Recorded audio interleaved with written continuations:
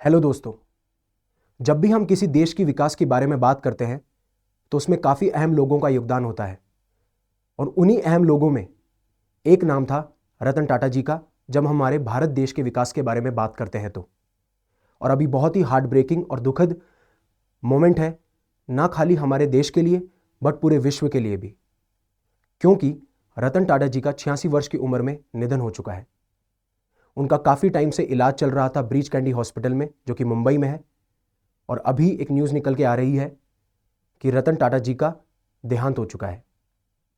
जिस तरीके से आप अपनी लाइफ को ऑब्जर्व करेंगे या मैं अपनी लाइफ को ऑब्जर्व करूं या आप अपने आसपास देखेंगे तो आप पाएंगे कि टाटा ग्रुप का जो योगदान है, आप कौन सी कार ड्राइव करते हैं, कौन से कपड़े पहनते हैं, कौन सी फ्लाइट लेते हैं, कौन सा नमक खाते हैं, वहाँ पे सब पे आपको टाटा ग्रुप का योगदान देखने को मिलेगा। चाहे से वो टाटा मोटर्स हो, चाहे से वो विस्तारा एयरलाइंस एयर इंडिया हो, चाहे से वो टाटा सॉल्ट हो या वेस्ट साइड हो। हेलो, मेरा नाम है युवराज सिंह शेखावत और आपका बहुत बहुत स्वागत है करंट अफेयर्स डिकोडेड पे। इस लेक्चर में हम ये जानेंगे कि रतन टाटा जी की अर्ली चाइल्डहुड कैसा रहा, क्या उन्होंने हार्डशिप फेस करी अर्ली चाइल्डहुड में, कैसे उस हार्डशिप्स ने उनके कैरेक्टर को शेप किया, कहाँ कहाँ से उन्होंने एजुकेशन की, उस एजुकेशन के दौरान उन्होंने क्या क्या डिग्रियाँ ली, कौन कौन सी ऐसी चीज़ें सीखी जहाँ से वो आगे आके उन्होंने हमारे देश के विकास में इतना बड़ा योगदान दिया, ना खाली एक बिजनेसमैन के रूप में, ना खाली एक इंडस्ट्रियलिस्ट के रूप में, बट एक फिलैंथ्रोपिस्ट के रूप में भी। और किस तरीके से उनका एक सपना था इंडिया को लेके, क्या वो फुलफिल हुआ या वो जिम्मेदारी अब हमारी है, मेरी और आपकी, आप जैसे लोगों की, कि उस सपने को पूरा किया जाए। So let's begin. तो जब रतन जी टाटा का देहांत हुआ तो ट्विटर और फेसबुक पे काफ़ी लोगों ने उस न्यूज़ पे शोक जताया। एक हमारे प्रधानमंत्री नरेंद्र मोदी भी थे। उन्होंने ये कहा कि वो एक विजनरी बिजनेस लीडर नहीं थे, वो एक कंपैशनेट सोल थे और एक बहुत ही एक्स्ट्रा ऑर्डिनरी ह्यूमन बीइंग थे। उसी तरीके से राजनाथ सिंह ने भी ये बोला कि वो हमारी इंडियन इंडस्ट्री के टाइटन कहे जाते थे, जिस तरीके से उन्होंने कंट्रीब्यूशन किया हमारी इकोनॉमी में, हमारी ट्रेड में, हमारी इंडस्ट्री में। और उन्होंने अपने कॉन्डोलेंसेस जताए हैं उनकी फैमिली, उनके फ्रेंड्स और जो भी एडमायरर्स थे, जो भी प्रशंसक थे रतन टाटा जी के। और साथ साथ में नरेंद्र मोदी जी ने यह भी कहा कि जब भी वो उनसे मिलते थे तो जो उनकी आंखों में एक पैशन होता था, बड़ा सपना सोचने का, सोसाइटी को दोबारा देने का, और साथ साथ में जैसे मैंने आपको बताया कि वो एक बहुत बड़े फिलैंथ्रोपिस्ट भी थे। आप ये पता लगा सकते हो कि उनके 65% ऑफ शेयर जो हैं वो चैरिटेबल ट्रस्ट में जाते हैं। और साथ साथ में उन्होंने काफ़ी ऐसे सेक्टर्स हैं जहाँ पे चैरिटी दी है और जहाँ पे उन्होंने उन सेक्टर्स में अपना योगदान दिया है, जैसे कि education, health care, sanitation, animal welfare, कोई भी सेक्टर्स आप उठा लीजिए। तो अब हम जानेंगे कि उनकी अर्ली चाइल्डहुड कैसे रहा, उनका जन्म कब हुआ, उनके पेरेंट्स कौन थे और किस तरीके से पेरेंट्स या फिर जो उनकी दादी जी थी उन्होंने उनके कैरेक्टर को शेप किया। तो रतन टाटा जी जो हैं, उनका जन्म बॉम्बे में होता है 28 दिसंबर 1937 में, यानी कि 1937 में। और जो उनके पेरेंट्स होते हैं उनका नाम होता है नवल टाटा और सोनू टाटा। और जब रतन टाटा जी जो हैं 10 साल के होते हैं तो उनके पेरेंट्स के बीच में सेपरेशन हो जाता है और इसी वजह से उसके बाद में ये अपनी दादी जी के साथ में रहते हैं, जिनका नाम होता है नवजी बाई टाटा।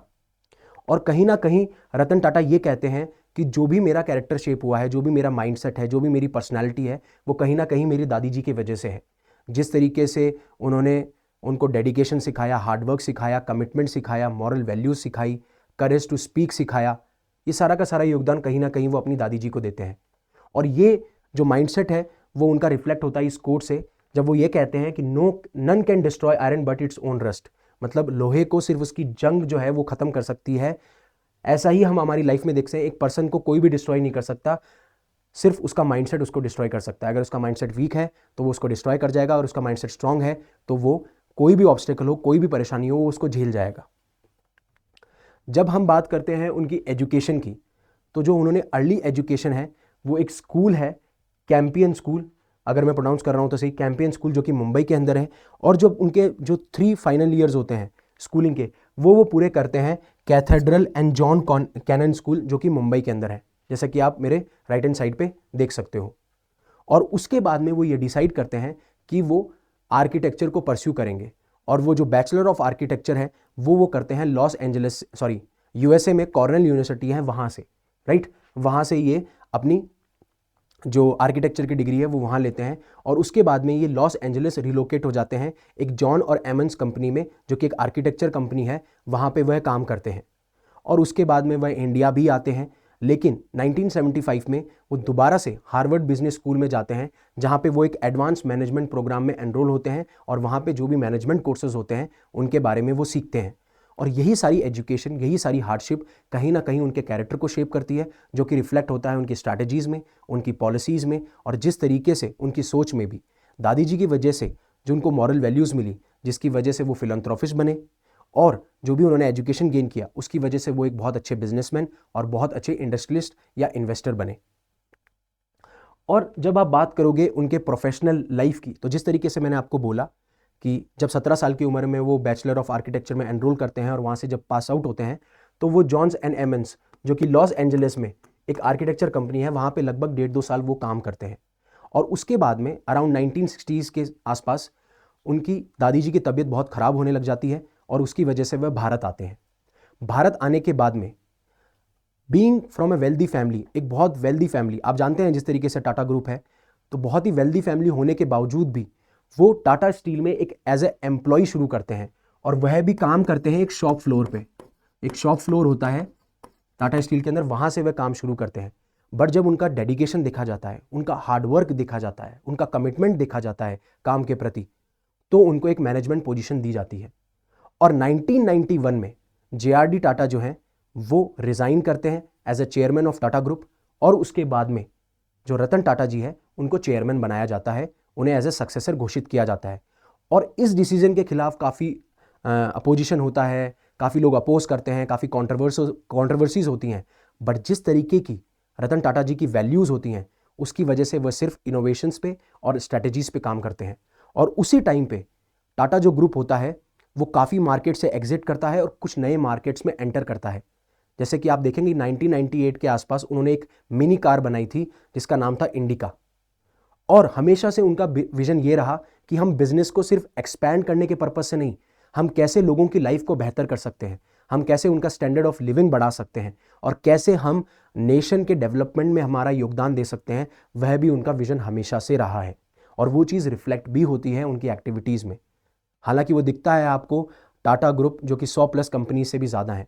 और उसी टाइम आप देखेंगे लगभग ये 20 साल तक टाटा ग्रुप के चेयरमैन रहते हैं, और उस टाइम पे आपको यह देखने को मिलेगा कि जो टाटा ग्रुप का जो रेवेन्यू है वो लगभग 40 गुना बढ़ता है, जो उनका प्रॉफिट है वो 50 गुना बढ़ता है। उस टाइम पे काफ़ी एक्विजिशंस भी किए जाते हैं, जैसे कि कोरस स्टील को एक्वायर किया जाता है टाटा स्टील के द्वारा, जैगवार को एक्वायर किया जाता है टाटा मोटर्स के द्वारा, टेटले जो कि टी ब्रांड है उसको एक्वायर किया जाता है टाटा टी के द्वारा। इस तरीके से हमें एक्विजिशन देखने को मिलते हैं। और जिस तरीके से मैंने आपको बोला कि आप कौन सी कार ड्राइव कर रहे हो से लेकर कौन से कपड़े पहन रहे हो, कहीं ना कहीं टाटा का योगदान हमेशा से रहा है।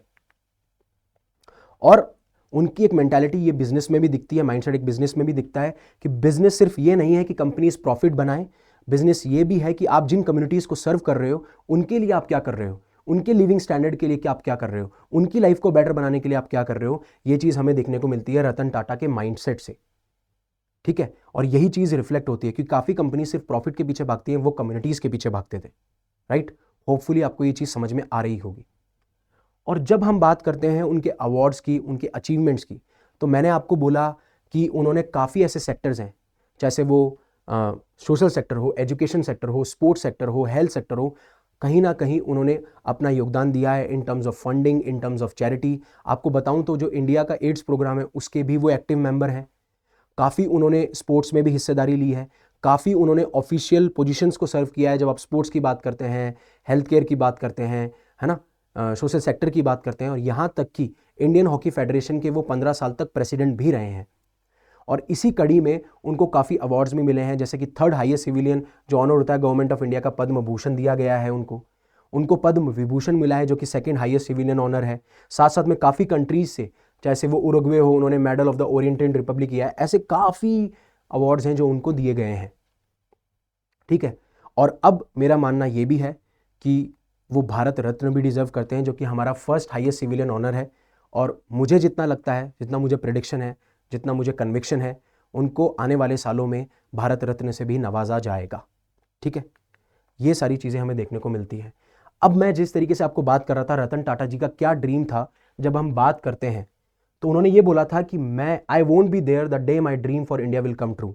जो मेरा ड्रीम है, जो मेरा सपना है इंडिया को लेके, वो जब पूरा होगा तो मैं नहीं रहूंगा। और उनका सपना क्या था? उनका सपना ये था कि मैं ऐसा इंडिया बने जहां पे हर एक के पास में इक्वल अपॉर्चुनिटी हो, जहां पे डिस्क्रिमिनेशन ना हो, जहां पे सब बराबर हों, उनको सब इक्वल अपॉर्चुनिटी मिले। ऐसा सपना था। और कहीं ना कहीं अब ये हमारी रिस्पॉन्सिबिलिटी बन जाती है, हमारी और आपकी रिस्पॉन्सिबिलिटी बन जाती है कि सपने को साकार किया जाए, राइट। और कुछ कुछ कोट्स हैं जो कि रिफ्लेक्ट करते हैं कि किस तरीके से हम उस सपने को साकार कर सकते हैं। जैसे कि अगर आपको किसी भी इंडिविजुअल का, किसी भी नेशन का, स्पेशली इंडिविजुअल के अगर सक्सेस को मेजर करना है, तो आप ये देखिए कि किस तरीके से वो लोगों को पॉजिटिवली इम्पैक्ट कर पा रहा है। और पॉजिटिवली इम्पैक्ट आप तब कर पाओगे जब आप क्या है, आप काइंड रहोगे, आप में एम्पैथी रहेगी, आप लोगों से सहानुभूति रखोगे, लोगों की प्रॉब्लम्स को समझोगे और लोगों की प्रॉब्लम्स को सॉल्व करने की कोशिश करोगे, और या फिर आप कंपैशन रखोगे जब भी आप उनसे इंटरेक्शन कर रहे हो। तो इस तरीके से हम लोगों को पॉजिटिवली इम्पैक्ट कर पाएंगे, आप अपने एनवायरनमेंट को इम्पैक्ट कर पाओगे, ठीक है। तो होपफुली जो रतन टाटा जी का ड्रीम है, जहाँ पे हर एक के पास में इक्वल अपॉर्चुनिटी हो, जैसे वो अपनी लाइफ को बढ़ाना, इंप्रूव करना हो या देश के लिए इंप्रूव करना हो, वो बहुत इंपॉर्टेंट हो जाता है। और सबसे इंपॉर्टेंट बात हमारे और आप जैसे लोगों के लिए ये है कि रतन टाटा जी की जो लाइफ है वो यही दर्शाती है कि dedication, hard work, commitment, passion towards work, और ये सपना होना कि हम हमारे लोगों की लाइफ को कैसे बेटर बना सकें, हमारे देश को कैसे ग्रो कर सकें। अगर हम ये सारी चीज़ हमारे अंदर डालते हैं, हमारे काम के अंदर, हमारे प्रोफेशन के अंदर, जब हम लोगों से इंटरेक्ट करते हैं उसके अंदर, तो हम भी ग्रो होंगे, हमारा देश भी ग्रो होगा, हमारा नेशन भी ग्रो होगा, और जो भी रतन टाटा जी का सपना है वो हम साकार कर पाएंगे। So thank you very much for listening to me. अगर आपको ये लेक्चर पसंद आए तो प्लीज़ लाइक कीजिए। अगर आपको लगता है कि ये जो लेक्चर है और ऐसे लेक्चर्स अगर आपकी लाइफ में वैल्यू ऐड कर रहे हैं और आपको लगता है कि किसी और की लाइफ में वैल्यू ऐड कर सकते हैं, तो प्लीज़ इसे शेयर कीजिए और ऐसे ही रेगुलर लेक्चर्स के लिए सब्सक्राइब कीजिए। Thank you very much for listening to me.